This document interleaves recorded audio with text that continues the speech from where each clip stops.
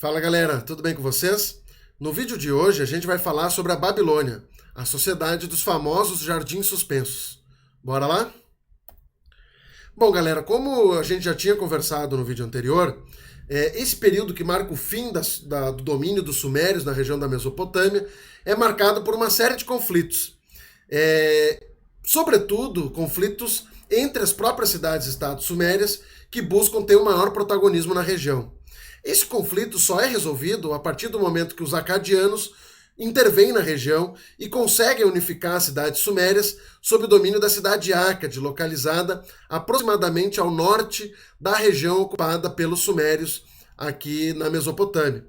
Esse período de domínio dos acadianos é um período onde persistem muita instabilidade social, muitos conflitos, e logo a gente tem um ressurgimento dessas cidades-estados sumérias que buscam resgatar sua autonomia, forma como elas funcionavam durante o período sumério.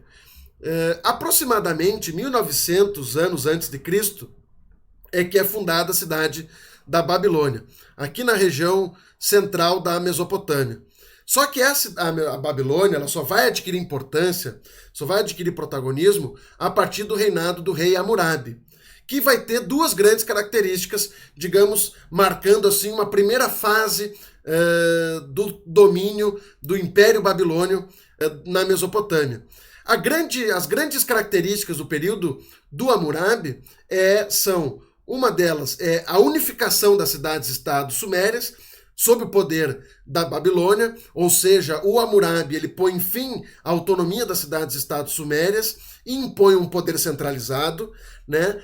Como forma de consolidar esse poder centralizado é que o Hammurabi desenvolve aquele que ficou conhecido como o primeiro código de leis escrito da história da humanidade, o famoso Código de Hammurabi, que é aí famoso por ser regido pela Lei de Talião, né? A ideia do olho por olho, dente por dente. Ou seja, a ideia de que se eu cometo um homicídio, logo a minha pena só pode ser a pena de morte. Certo?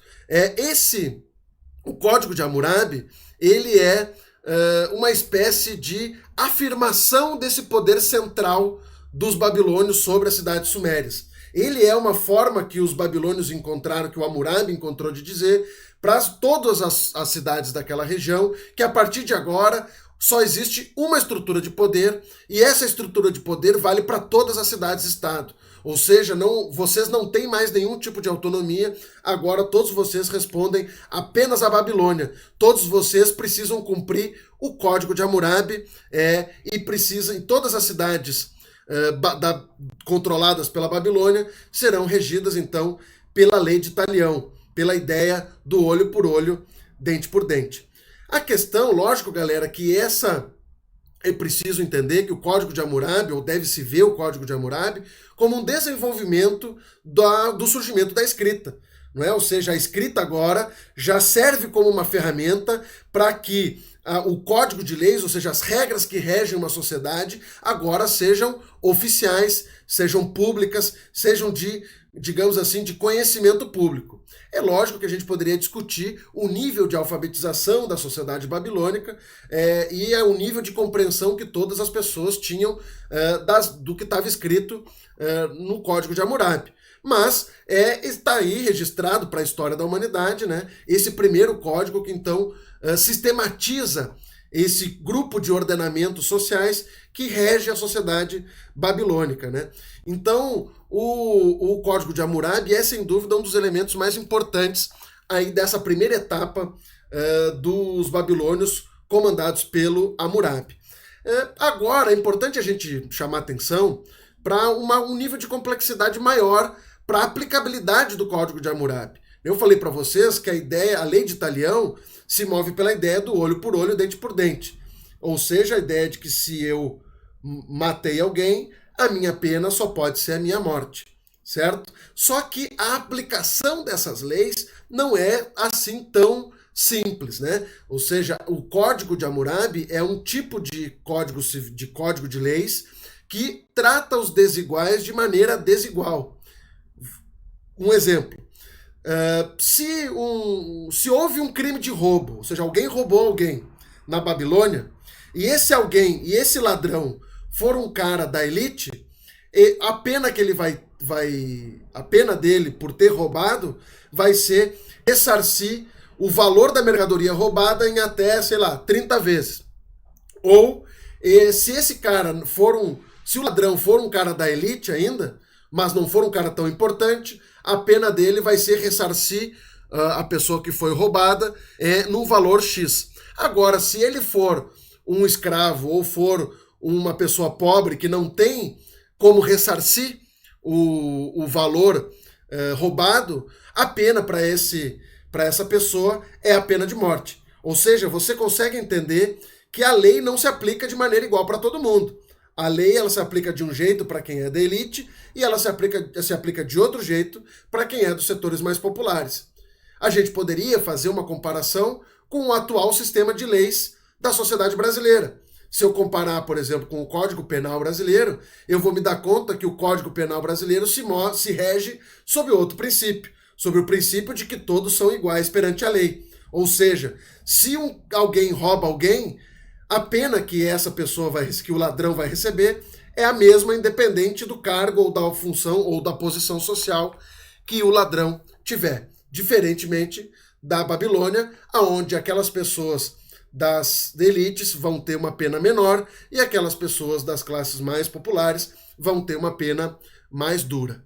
Beleza, galera? Então essa é, digamos assim, uma primeira etapa, desculpa, do controle dos babilônios sobre a região da Mesopotâmia. Logo em seguida, como eu falei para vocês, essa é uma região de muitos conflitos, uma região que busca de todos os lados terras férteis, melhores condições de vida, numa região marcada pela aridez, pela região, por serem regiões semidesérticas, né? E aqui na região da Mesopotâmia existe um conflito muito permanente entre norte e sul, né? O sul sendo uma região de áreas mais férteis, de maior abundância de água, né? De nutrientes na terra, e aqui ao norte uma região mais árida, uma região semidesértica, certo? Então, por conta desses conflitos, é que lá no norte da Mesopotâmia surge ou se organiza uma civilização que ficou conhecida como os assírios, né? Por que são os assírios? Que se organizam ou se instalam na cidade de Assur, ou seja, na região norte aqui da região da Mesopotâmia. Uma região, portanto, galera, muito mais seca, muito mais árida, né? Ou seja, uma região onde o trabalho com a agricultura é mais prejudicado. Então, essa sociedade dos assírios é uma sociedade que vai obrigatoriamente se dedicar a outras atividades comerciais. Sobretudo, vão se dedicar em alguma medida ao pastoreio, ou seja, a criação de cabras, bois e alguns outros animais, sobretudo animais menores, né, que são melhores para a criação em regiões áridas, mas, sobretudo, digamos assim, a região da Mesopotâmia, todas as sociedades precisam lutar por áreas mais férteis. Agora, vamos combinar que quem mora aqui no sul e tem, digamos assim, maior quantidade de água, maiores nutrientes na terra, precisa lutar menos do que quem vive aqui no norte. Quem vive no norte precisa lutar mais por terras férteis. Portanto, digamos assim, naturalmente, essas sociedades da região norte da Mesopotâmia são sociedades que vão serem sociedades muito militaristas. São sociedades onde a guerra vai ser uma atividade muito constante. Por quê? Porque elas precisam buscar terras férteis. E as terras férteis, geralmente, estão ocupadas por alguém. Não estão disponíveis, sobretudo numa região onde existem muito poucas áreas férteis. Então, os assírios são um povo muito militarizado, são conhecidos por terem uma cavalaria muito forte, são um exército de lanceiros e arqueiros também muito potente, e um grande diferencial deles para as outras sociedades é que eles têm, então, uns que se chamavam de carros de combate, que seriam uma espécie de artilharia, né, dos assírios. E essa força dos assírios, vindo do norte, essa força militar dos assírios, permitem que os assírios conquistem o Império babilônio, esse comandado pelo Hammurabi. E aqui na área verde, no mapinha de baixo, vocês podem ver o tamanho da expansão ou do território atingido pelo Império Assírio. Foi, sem dúvida, um dos maiores impérios e foi ampliado ou foi, digamos assim, estendido por conta dessa força militar dos assírios. Um dos reis importantes dos assírios é o Sargão II, né, que é responsável pela expansão dos assírios para essa região aqui mais da Palestina, né? E na sequência, um outro rei dos assírios que vai ser também muito famoso durante o século 7 a.C., é o rei Senaqueribe, né? O rei Senaqueribe é o responsável por transferir a capital do Império Assírio, que antes era Assur, né? E com o domínio dos babilônios vivia uma disputa entre a cidade da Babilônia e a cidade de Assur sobre quem tinha maior importância na região. Então, como uma forma de poder driblar isso, mas garantindo a força do território assírio, né, do território mais norte da Mesopotâmia, o Senaqueribe transfere a capital para a cidade de Nínive, mais ao norte ainda do que a cidade de Assur, ou seja, deslocando também o poder de Babilônia sobre as cidades mesopotâmicas, sobre as sociedades mesopotâmicas, e, além disso, outro trunfo do Senaqueribe foi ter então expandido o Império Assírio até onde hoje é o Egito. Então, esse não é qualquer império, né? Vocês veem aqui pelo mapa essa área esverdeada, onde eu estou passando o cursor, que vai desde o Egito, passa pela Mesopotâmia, Oriente Médio, e vai até onde era a Pérsia, o Império Persa, né, galera? E o último rei assírio, que é importante a gente mencionar, talvez o mais famoso de todos eles, que é o Assurbanipal.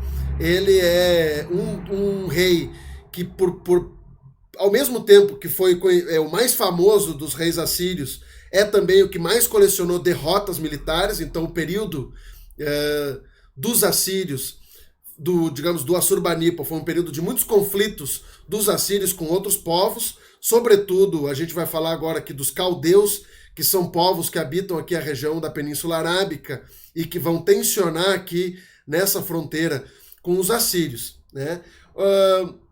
E esses conflitos militares vão levar ao fim desse controle assírio sobre a Mesopotâmia.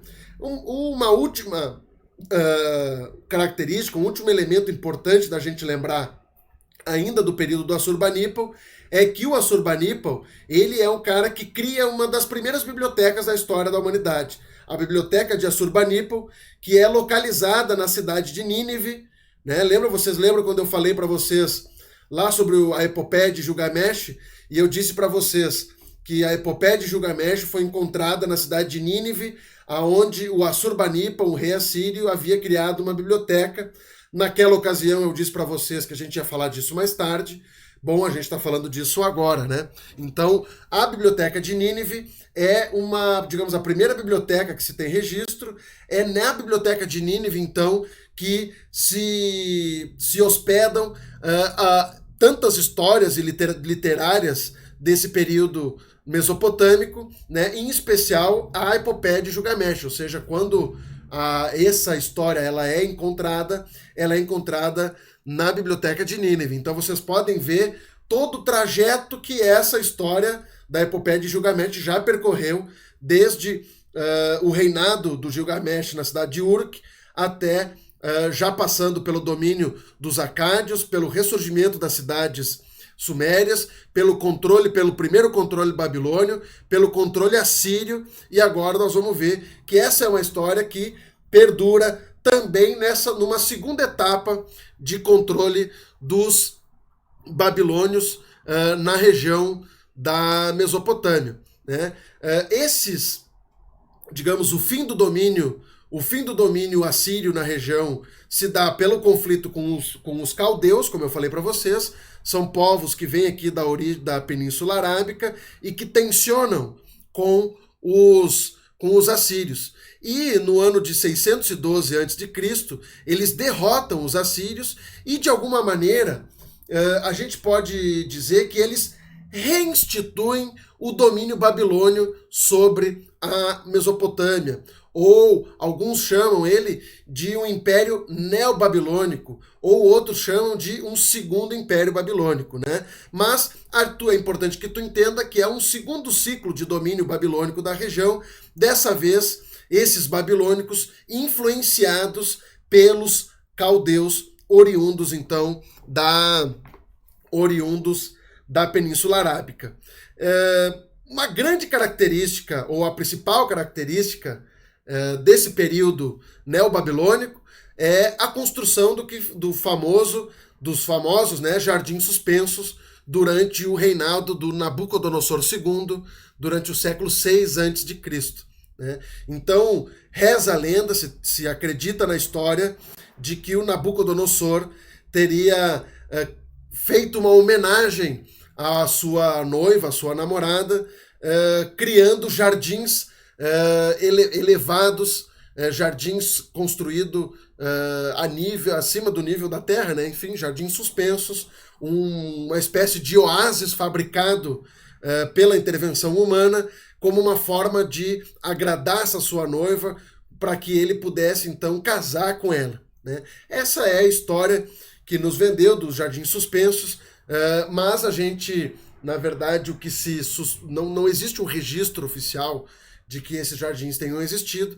O mais provável é que, na verdade, esses jardins sejam nada mais do que um zigurate. Lembra dos zigurates que nós falamos lá nos Sumérios? Ele não é nada mais do que um zigurate com digamos assim, uma flora mais exuberante, certo?